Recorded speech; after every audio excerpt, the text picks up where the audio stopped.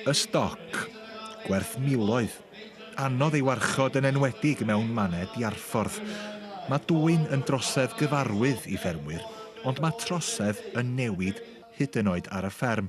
Da ni'n colli dau feic quad ar hyd y blynyddoedd do.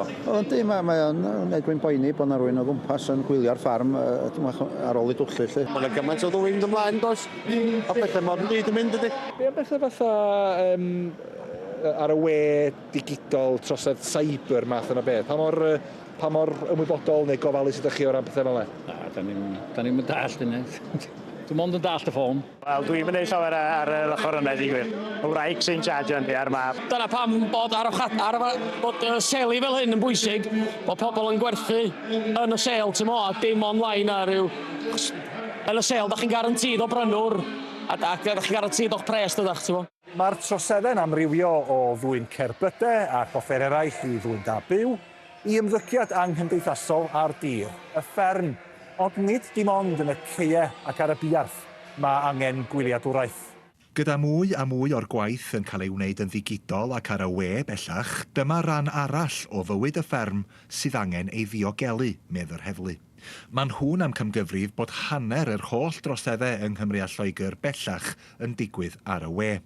Yn ôl cwmni yswiriant NFU Mutual, mae dros 4 o bob 10 o'i cwsmeriaid busnes nhw wedi dioddau trosedd seibr yn y flwyddyn ddiwetha. Mae'r mwyafrif o'r rhain meddyn nhw yn fusnesau bychain ac mae troseddwyr yn targedu ardaloedd trefol a gwledig. A natur y troseddau seibr hefyd yn amrywio o dwyll I ddwyn data I sgamiau deallusrwydd artiffisial. Mae'r bygythiad yn erbyn y seibr yn rhyw fath I ryw wsas. Os dwi'n ngham gwlad, nes o'n fusas mawr. Dyna ni gyd yn gwybod yr effaith mae wedi gael ar y fusnesau mawr yn y flwyddyn dwytha mae wedi gwir. A dyn o'n fysa'r un fath yn gyda digwydd, wrth gwrs, I fusas y seis ffarmio. Cos o dim sa hynny yn digwydd I chi, a bod chi yn methu cael mynediad i'ch cyfri ac arian ac yn y blaen. Och, mae dir I wneud yr records amaeth. Yna, mae o'n effeithio'r fusas chyfran o'n adwy. A baich ychwanegol posib o ddioddau trosedd seibr yn ôl un elusen sy'n rhoi cymorth I ffermwyr. Ella bod y ffermwr yn gweld mwy o fai an y fo'i hun, neu ffermwraig bynnag, sydd wedi cael ei dwyllio. Mae'n nhw sydd wedi gwneud hynna I hun, na tydyn nhw ddim wedi atal, o dyn nhw wedi bod yn ofalus be maen nhw wedi atab y gwestiynau, a wedyn mae'r pwysau yn mynd ar eu sgwyddan nhw'i hunan.